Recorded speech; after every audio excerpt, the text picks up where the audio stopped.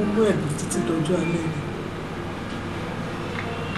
Wọ́n á dẹni tó ń gba omijé lójú ọkọ mi. Ó yẹ kó dá ìgbàjọ fún mi. Ẹ pẹ̀lẹ́, má sunkún mọ́. Ó dẹ̀ bà yàrá mi jẹ́. Oh my God. Sórí, Ọlá máa ń ní ọkàn ń sọ fún mi pé Kúnlé ló jà wá lólè. Ìwọ náà ṣe hàn. Mo sọ pé bóyá torí owó jíjẹ ló fi ronú ẹ̀. Àmọ́ lẹ́nu ọjọ́ mẹ́ta yìí mo ń wo àwọn nǹkan kan. Àwọn nǹkan tí Kúnlé mọ̀ pa mi, ọkọ mi gan ò mọ̀.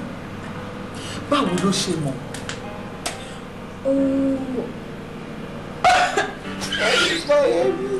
Ó ti tó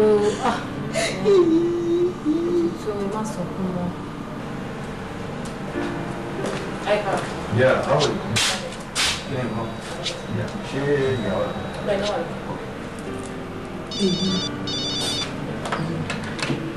Hello. Okay, jẹ́ kó wọlé. Ó ṣàánú. Tani.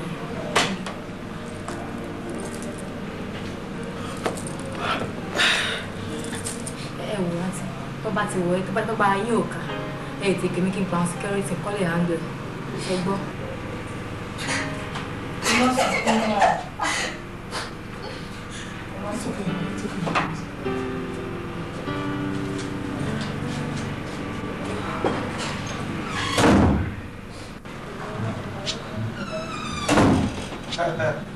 Hello, sweetheart. Show up.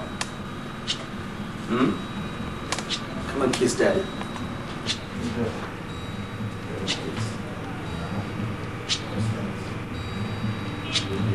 Báwo ni mo ní other things láti ṣe lóṣù?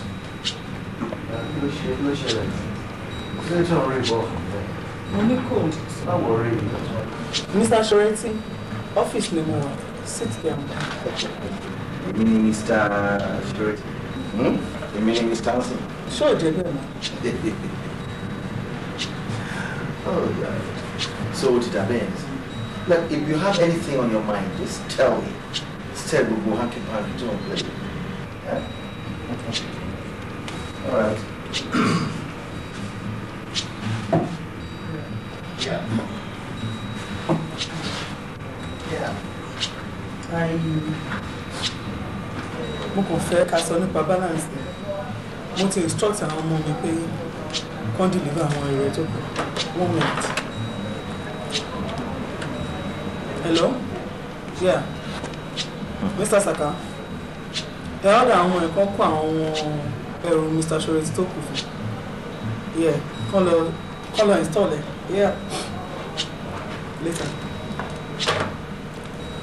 In 30 minutes. Wọ́n á kó ẹrù ẹdínlẹ̀. So, my balance. Look, we're both adults. Don't want to be what you just tell me, we talk it over like two mature people. You are don't share to go, who shall work, you'll be bread to Jazu. Yes, you know that you will do. Please. What woman you Anyway, your shit problem. I've got your money here. Shoot here. I've got your money here. Let me use your pen.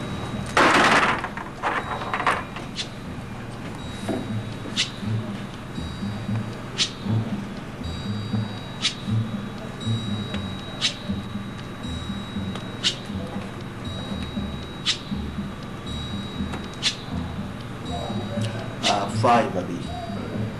600. 6. It's all right. Abby? 7, 6, 13, 1.3. So, Bamilara. Was surprised at you. Well, go on here. Hello? Anna? Oh. Yeah. That's a check. My boss is in.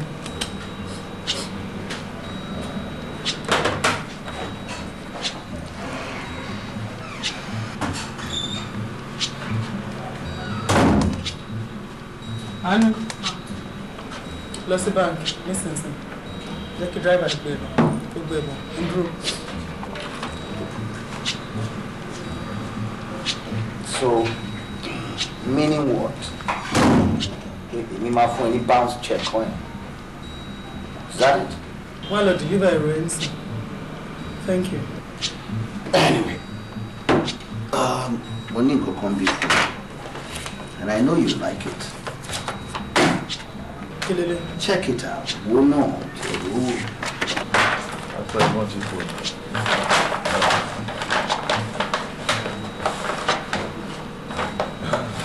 Tickets. Yeah. I'm in travel. Well, Onina, look, these 2 tickets from what? To South Africa, Sun City. I'm going to spoil you silly. But yes, it's about Crown Sun City, not to be in Cape Verde. Yeah, the Cape Verde Islands and all that. You can all spoil like this.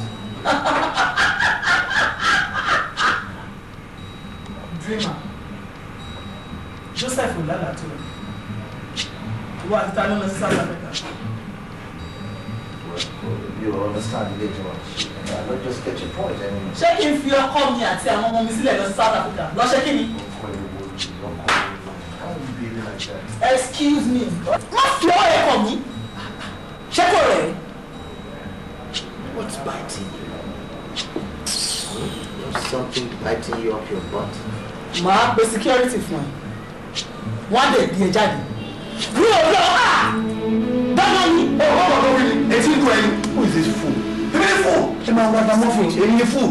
Oh, what are you going to look at? Listen, mo bo se ma sọ̀rọ̀. Ọkọ mi ló bá sọ̀rọ̀ yẹn. Ọkọ náà. But you see, I'm going to tell you that boy, no? Well, okay, anyway, surely, there's so funny. Ilé ìmọ̀ àdúró tọ̀rọ̀ àwọn ẹ̀, ó máa ṣe ìyá ọ̀pọ̀ ẹ̀. Òun èsì àmà ẹni, sórí ibi tó bá dé, bóyá ògùn ló ń lò ní o. Orí kí o bá wẹ̀, gbogbo ẹ̀ báàgì láti ṣe, okay, now, eré àbọ̀ ẹ̀. Jáde mi wá. Tí ẹ máa wé mi nù, tí ẹ máa wé mi. Eléyìí tó bó lórí tòrò yìí, ṣé ọkọ nílé? Níṣẹ́ fẹ́ ni ẹ ṣe mo fẹ́. Oh, taste. Ọlọ́run gbọ́ wèé. Okay, my friend, if you touch me again, tó bá tún fọwọ́ ẹ̀ tó pink, ọwọ́ bí ọwọ́ tó ti bleach yẹn, tó bá tún fi kàn mí again, I will rush through you like an express train. Ah, no. Jáde mi bá. Jẹ́ ká ṣe lẹ́rọ̀. Ká ṣe lẹ́rọ̀.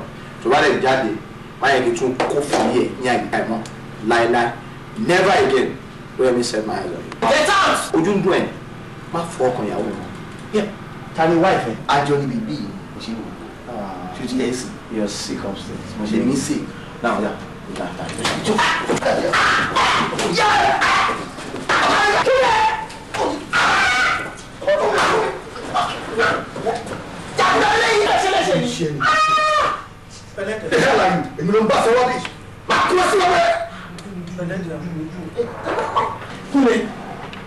Kúnlé, mo sọ fẹ́sì for the last time mi ò fẹ́ kí àwọn security wà bẹ́ẹ̀ gbà. Get out! Jàgùdà lè yọ. Jàgùdà. Má fi ọwọ́ ẹ̀kọ́ mi. Ìta. Later idiot. Jẹ́ àlọ́ sábà. Mo ní wọ́n fọ́kàn ni wọ́n. Ṣé wọ́n fi sóyún mẹ́ta ni? Àbí wọ́n sọ ẹran mọ́ kí wọ́n kọ́kọ́ pa? Mo ní mi ò ṣe mọ́, máa lọ. Wọlé mi ò tí ready láti fi ẹlẹ̀ náà. Èmi sì fẹ́ ṣe tó bá ṣe mọ́. What's your problem? Èyí tó ṣe ní gbèsè ayé mi tó. Kúnlẹ̀ ṣọ̀rọ̀ sí. Go away and don't you ever come back. Didn't you enjoy me? It's over. Ó ti tó. Má fọwọ́ ṣì kàn mí. Go away. All right. But decide that my fair idiot. That's your business. Only taste. O ṣe.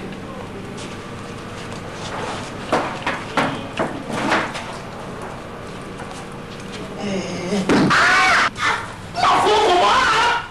Ṣé bá ṣe léṣe ni? Mo love ẹ náà. Kí ló ṣe bọ̀bọ̀ yìí náà? Hey! Jọ! Don't touch me. Má fọwọ́ ẹ̀gbọ́n mi. Jáde. Láti ever come back here. Má padà sí o.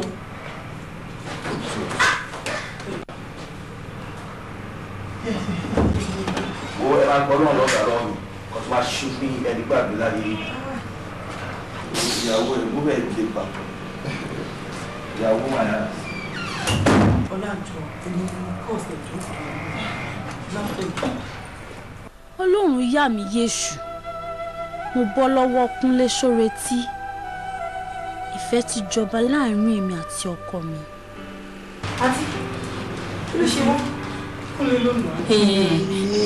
bọ́dá yóò máa gbádùn ẹ pẹ̀lẹ́. Pẹ̀lẹ́. àwọn tí wọ́n ẹ pẹ̀lẹ́. Pẹ̀lẹ́ àánú òdì. kò tí ì dé. Bá mú kí n bá. ẹ pẹ̀lẹ́.